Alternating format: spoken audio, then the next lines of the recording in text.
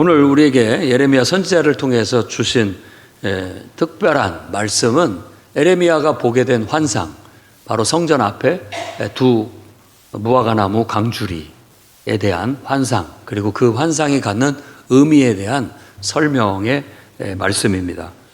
이 환상을 통해서 우리가 그 의미를 살펴보고 오늘날 과연 우리가 배워야 할 교훈이 무엇이고 하나님 말씀이 무엇인지를 깨닫는 그런 시간이 될 수 있기를 바랍니다. 첫 번째는 우리가 하나님의 관점으로 우리에게 주어진 삶을 볼 줄 아는 눈을 가질 수 있어야 되겠습니다. 여러분, 눈에 보이는 것이 다가 아닙니다. 예레미야 선지자의 환상에는 두 똑같은 무화과 열매 광줄이에요. 그런데 하나는 좋은 무화과나무고 또 하나는 먹을 수 없는 나쁜 무화과나무라고 그렇게 얘기를 합니다. 그러니까 겉으로 봤을 때는 우리가 좋게 보이더라도 속으로 나쁜 경우가 있고, 겉으로 봤을 때 좀 상처가 있어도 속으로는 오히려 더 좋은 것이 있을 수 있다는 거예요. 그래서 오늘 말씀에서 우리가 깨달아야 할 것은 겉모습이 다가 아니다. 내면이 더 중요하다. 만일 엑스레이 같은 것이 있다면, MRI 같은 것들이 있다면 찍어보면 좋겠죠. 그걸로 훤히 다 들여다볼 수 있으니까. 의사도 겉으로 봐서는 잘 모르기 때문에 그런 기구를 통해서 살펴봐야 뭐가 문제가 되는지 알 수 있는 것처럼, 하나님은 다 알고 계시는데 우리 인간들이 인간의 눈으로 봤을 때는 좋아 보여도 나쁜 경우가 있고 나빠 보여도 좋은 경우가 있는 그런 때가 있습니다. 그렇기 때문에 우리가 우리의 인간의 눈으로만 판단할 것이 아니라 하나님의 시선으로, 하나님의 관점으로, 하나님의 말씀의 관점으로 우리가 영적인 우리의 삶을 살펴볼 필요가 있겠습니다. 그렇게 살펴봤을 때 우리는 과연 하나님께서 보셨을 때 정말 극히 좋은 무화과 나무인가, 무화과 열매인가, 아니면 나쁜 무화과 열매인가를 돌아봐야 되겠습니다. 물론 극단적인 얘기지만 우리 자신들을 돌아볼 수 있는 그런 기회가 되면 좋겠습니다. 사무엘상 16장에 보면 이제 하나님께서 새로운 왕을 뽑으려고 할 때 이새의 집으로 사무엘 선지자를 보냅니다. 그래서 큰아들을 딱 와서 봤는데 엘리압이라는 큰아들이었는데 키도 크고 아주 우람하고 늠름하게 생겨서 과연 왕감이다 라고 생각을 했는데 하나님께서 그가 아니다 라고 말합니다. 그러면서 하시는 말씀이 7절 말씀에 사람은 외모를 보거니와 나 여호와는 중심을 보느니라. 겉으로는 말짱해 보여도 영적으로 잘못됐을 수 있고, 영적으로 병들어 있을 수 있고, 영적으로 하나님 앞에 불순종할 수 있다라는 거예요. 그러나 제일 막내고 얼굴도 햇볕에 그을려서 벌겋게 익었고 그런 아이라 할지라도 하나님께서는 그 중심을 보고 그가 얼마나 하나님을 사랑하고 얼마나 하나님 앞에 충실하고 순종적인지를 보아서 그를 왕으로 세웠다는 것을 우리가 잘 알고 있습니다. 여러분들도 하나님의 시선으로 여러분의 삶을 한번 내다봐 보시기 바랍니다. 하나님이 보셨을 때 과연 나는 중심이 하나님 앞에 바른 사람인가? 그렇다면 하나님께서는 여러분들을 정말 극히 좋은 무화과 열매로 보고 여러분들을 귀하게 여기고 또 귀하게 쓰실 것입니다. 그렇게 쓰임받는 저와 여러분이 될 수 있기를 바랍니다. 사람은 외모를 보지만 하나님은 그 중심을 봅니다. 그래서 예수님께서도 그가 이 땅에 인간으로 오셔서 사역할 때 그야말로 겉으로 봤을 때는 믿음이 좋았던 바리새인 사두개인들이 회칠한 무덤 같다라고 말합니다. 그들은 모세의 자리에 앉아가지고 다 하나님 앞에 나아가려는 사람까지도 못 가게 막고 있고 또 심지어는 천국에 갈 사람도 못 가게 막 갈아먹고 있다. 이렇게까지 아주 신랄하게 말씀을 하는 경우가 있습니다. 그러니까 제일 책망을 들을 수 있는 건 앞에 서 있는 일꾼들이죠. 목회자도 그렇고 또 사역자들도 그렇고 일꾼들도. 겉으로 봤을 때는 앞에서 나와서 이렇게 하고 있으니까 다 믿음이 좋고 신앙이 좋아 보이는데, 실제 하나님은 하나님의 시선으로 그들을 보는데 과연 믿음이 있는가? 과연 정말 하나님을 진심으로 섬기고 사랑하고 주님께 충실하고 진실하고 온전한가? 이건 우리 눈에 보이지 않을 때는 모르는 부분일 수가 있는 거예요. 그래서 이스라엘이 겉으로는 하나님을 예배하는 모양과 또 하나님 말씀을 유산으로 받아서 그걸 지키고 실천하는 모양새는 가지고 있었지만, 속을 들여다보니까 하나님이 그들은 겉으로만 그렇게 할 뿐 속으로는 온갖 우상들을 두고 우상들을 섬기고 있었다라고 그렇게 말합니다. 그러니까 그야말로 못 먹을 무화과가 돼버린 것이죠. 우리는 정말 하나님의 관점으로 날마다 우리 스스로를 살펴 우리가 속으로 병들어 그저 형식적인 신앙에 처해지지 않도록 늘 힘써야 될 줄로 믿습니다. 두 번째로는 여러분, 고난 속에서도 항상 하나님의 계획과 하나님이 우리를 향한 소망을 바라볼 수 있는 눈을 갖기를 바랍니다. 그러니까 지금 이스라엘 백성들의 입장에서 이때가 여호야긴, 그러니까 여고냐라고도 하고 하는 그 별명을 가지고 있는 왕이에요. 1개월 동안 왕위에 있다가 포로로 끌려갈 때 많은 이스라엘 백성들도 끌려갔어요.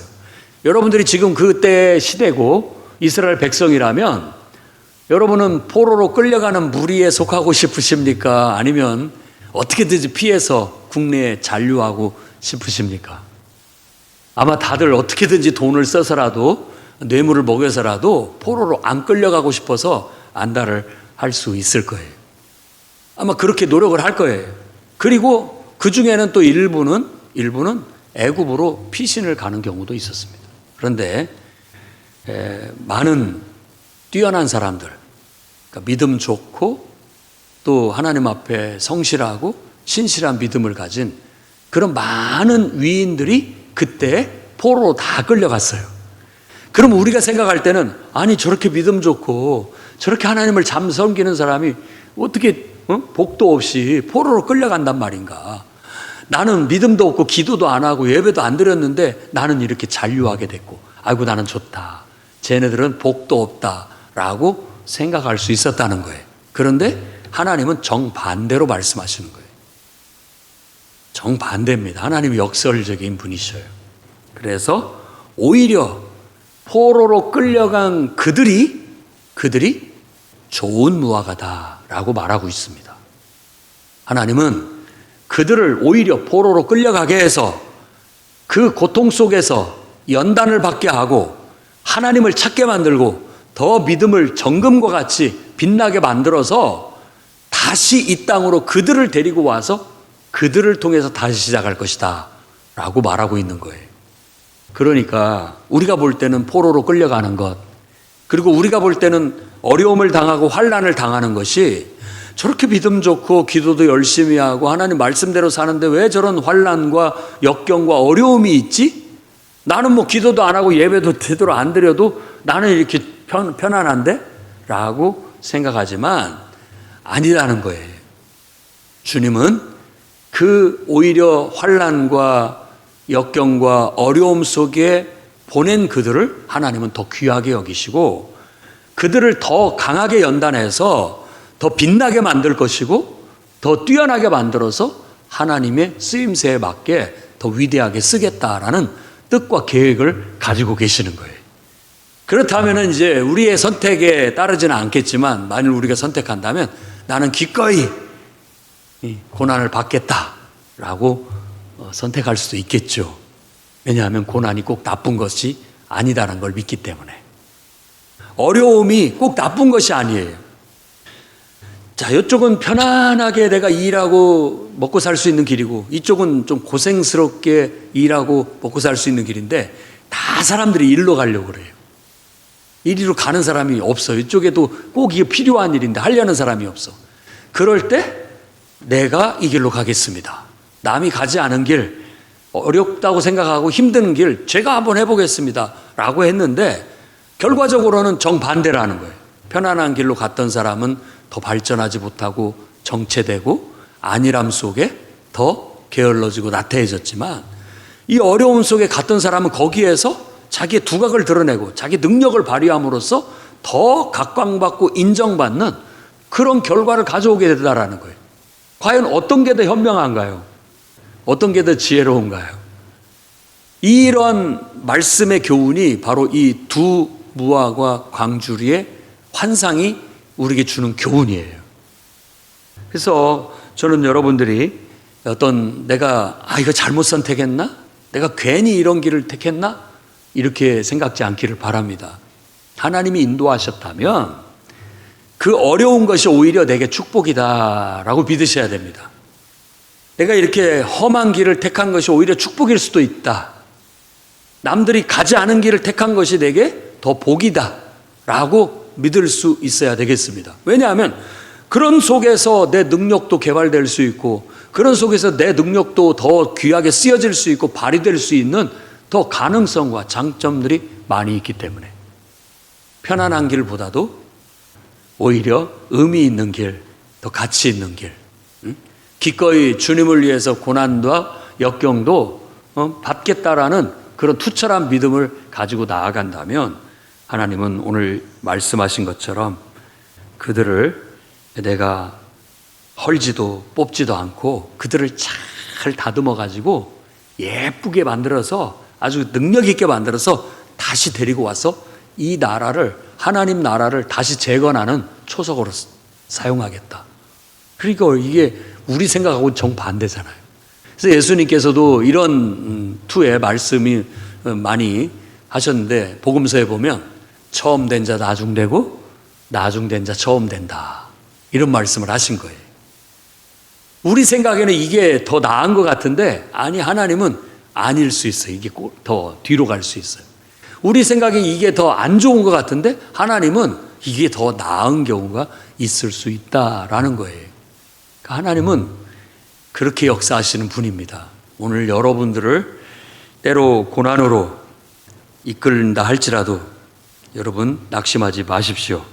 고난과 시련은 오히려 하나님의 계획과 뜻, 하나님의 섭리 속에서 우리를 더 하나님의 계획에 더 가깝게, 또 하나님의 일꾼으로 더 연단받게 만드는 좋은 것일 수가 있습니다.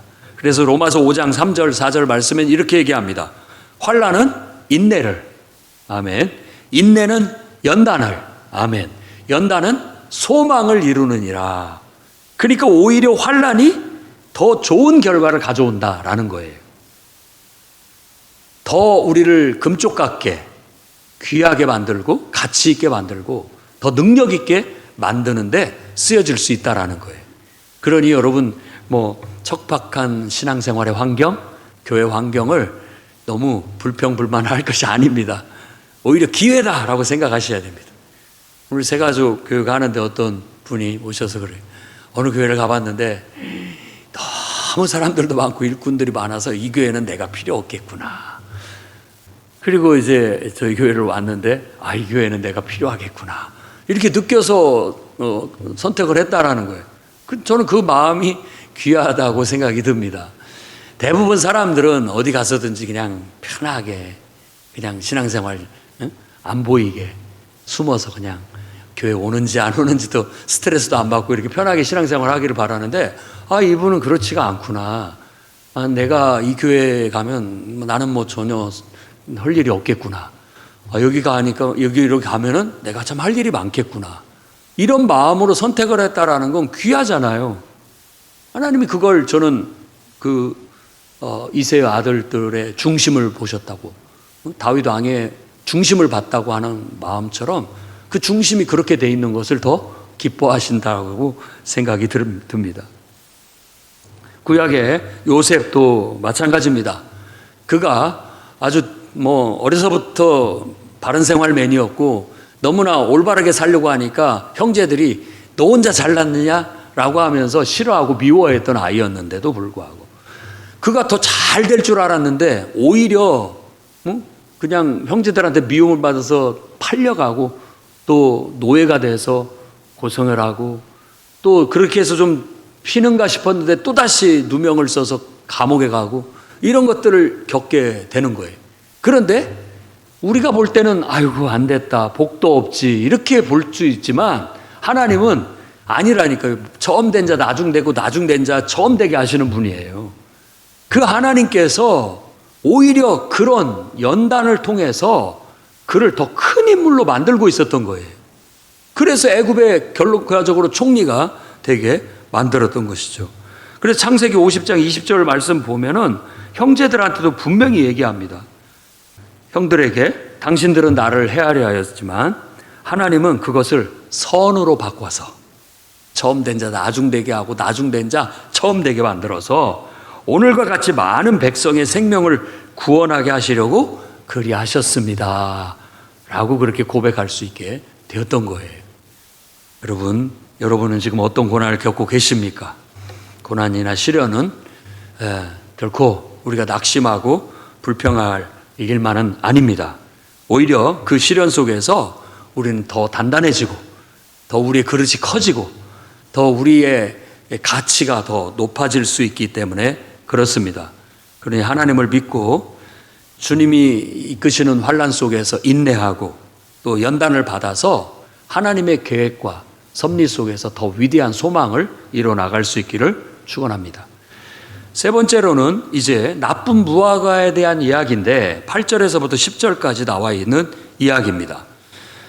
이 말씀을 봤을 때 우리 스스로가 하나님 앞에 잘못된 죄나 불순종은 단호히 끊어내야 우리가 나쁜 무화과가 되지 않습니다. 여러분, 죄에 대해서는 아껴보지도 말고 긍휼을 베풀지도 말아야 됩니다. 특히 자기 자신한테, 다른 사람보다도 자기 자신한테 냉정해야 되고 냉엄해야 됩니다. 여러분 스스로를 한번 돌아봐 보십시오. 여러분들은 다 좋은 무화과이기를 축복합니다.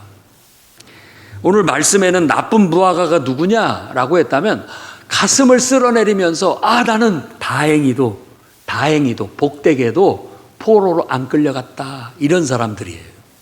시드기야 왕과 그의 고관들과 거기에 남아있는 백성들, 포로로 안 끌려가고 남아있는 사람들, 아이고 우리는 다행이다 이런 사람들.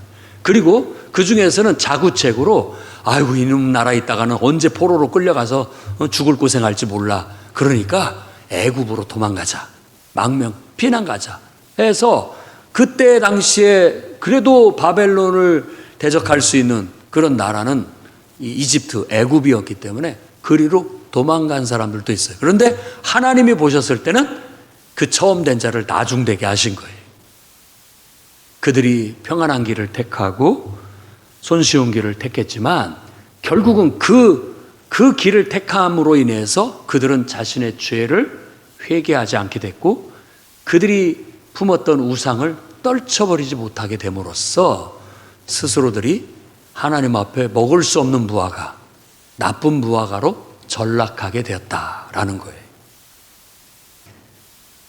가끔 뉴스에서 로또 맞은 사람들이 완전히 신세 망쳐가지고 그랬던 그런 이야기들 있습니다. 처음 된 자가 나중돼 버린 거잖아요.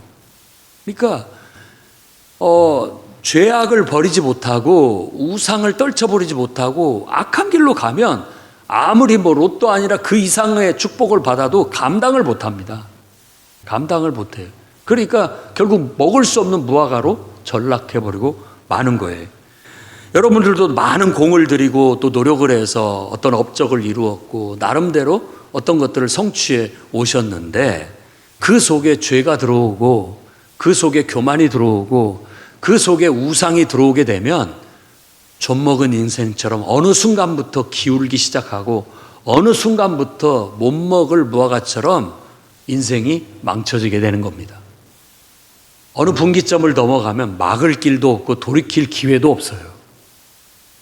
그래서 주님은 이 못 먹을 무화과 나무를 빗대어서 말씀하시면서 그들이 겉으로는 편해 보이고 그들이 좋은 길을 택했다라고 지금 좋아하고 있지만 그들이 가는 길은 오히려 하나님 말씀을 순종해내지 못하고 또 죄를 회개해내지 못하고 교만을 떨쳐버리지 못하고 우상을 떨쳐버리지 못함으로 인해서 그들은 계속해서 무너지고 파괴되고 결국은 멸망하게 될 것이다 라고 말하고 있는 거예요.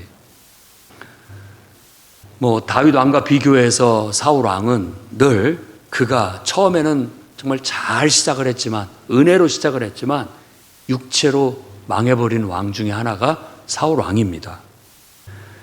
정말 겸손해서 하나님께서 특별하게 선택해서 하나님의 지도자로, 일꾼으로 쓰려고 세웠는데, 그가 그 마음속에 하나님보다도 사람을 더 의지하고 사람의 인기를 더 추구하다 보니까 결국은 하나님의 버림을 받게 돼요. 그의 말로가 왕통이 계속 이어져 나가지 못하고 말로의 전쟁통에서 자식과 함께 죽임을 당하는 그런 불행한 결과로 끝을 맺게 된 겁니다. 그러니까 처음 된 자가 나중 된 것이 돼버리고 말았던 것이죠. 우리는 이것을 타산지석으로 삼아서 우리의 현재의 삶도 그냥 인간적이고 육신적으로 편안하고 좋은 길만 최선이다라고 생각하지 말고, 조금 어렵고 힘들고 고생스러워도 옳은 길, 의미 있는 길, 하나님이 기뻐하는 길, 그 길을 과감히 선택하고 그 길을 걸으면서 고난받기를 스스로 자초하면서도 나아갈 수 있는 그런 길을 선택할 때 그 길이 바로 생명의 길이 되는 거고, 우리가 더 극상품의 좋은 무화과로 열매 맺을 수 있는 길이라는 걸 믿으시기 바랍니다. 행여라도 여러분 속에 죄가 틈타지 않도록 두렵고 떨림으로 아주 냉엄하게 죄를 떨쳐버리시기를 바랍니다. 적당히 타협하고 그 정도야 괜찮지 이런 마음을 먹지 않기를 바라요. 다른 사람의 죄에 대해서는 그렇게 용납해 줄 수 있는 마음을 품어도 자기 자신한테는 그러면 안 됩니다. 그러면 하나를 용납하면 둘을 내어주게 되고요. 그러다 보면 계속 내어주는 일밖에 없어요. 계속 내어줄 수밖에 없어요. 그래서 어느 분기점이 돼서 임계점이 도달하면 기회가 없어요. 더 이상 돌이킬 수 있는 기회가 없어질 만큼 내가 피폐해졌고, 내가 영적으로 무뎌졌고, 또 내가 영적으로 지금 내 신앙을 버렸구나, 이런 느낌이 들 정도가 되게 되는 거예요. 여러분 모두가 한 영혼도 저는 그렇게 하나님께로부터 버림을 받거나 또 하나님께로 제외함을 당하고 정말 하나님께서도 후회하시면서 못 먹을 무화과가 되어버렸구나, 나쁜 무화과가 되어버렸구나 라고 한탄하는 그런 영혼이 하나도 없기를 바랍니다. 겉으로만 우리가 형식적인 모습만 신앙을 가진 것처럼 보여서는 하나님께 인정받을 수 없습니다. 하나님은 우리의 심령과 골수를 찔러 다 감찰하시는 분이기 때문에 겉으로 그냥 이렇게 신용하는 것으로 안 되는 거예요. 진심으로, 내 중심으로 하나님을 사랑하고 하나님 말씀은 두렵고 떨림으로 순종하고 하나님 뜻대로 행하겠다라고 하는 그런 투철함이 있을 때 우리가 이렇게 좋은 무화과가 돼서 미래에 소망이 있게 될 줄로 믿습니다. 여러분 모두가 오늘 여러분의 삶을 다시금 돌아보고 모든 상황 속에서 나는 정말 하나님 보시기에 좋은 열매 맺는 무화과인가 한번 돌아보시고, 행여라도 우리를 좀먹게 하고 병들게 하는 죄라든지 안일함이라든지 나태함이라든지 이런 것들이 있다면 오늘 이 시간에 다 회개하고 제거해서 정말 미래가 소망이 있는 성도들이 되시기를 주의 이름으로 축원합니다. 기도하겠습니다. 사랑과 은혜가 풍성하신 하나님 아버지, 오늘 예레미야 24장 말씀처럼 우리의 시선이 하나님의 시선으로, 하나님의 관점으로 우리 삶을 돌아보게 하시고, 또한 하나님이 우리를 어떤 어려움과 또 좋지 않은 환경 속에 이끄신다 할지라도 그 길을 통해서 우리가 믿음으로 하나님을 붙잡고 이겨내고 연단받고 인내함으로 더 나은 믿음과 신앙으로 더 나은 미래에 더 큰 그릇으로 변화해 나갈 수 있도록 인도해 주시옵소서. 인간의 편안함과 육신의 편안함을 추구해요. 영적으로 오히려 병들어 나태함과 게으름과 교만과 무질서함과 악에 빠질까 염려됩니다. 우리 중 누구도 그런 이가 없게 하시고 깨어 기도하고 두렵고 떨림으로 주님을 섬겨 순종함으로 정말 이 시대에 금같이 빛나고 별같이 빛나는 귀한 주님의 일꾼들 다 되게 해 주시옵소서. 예수님 이름으로 기도드립니다.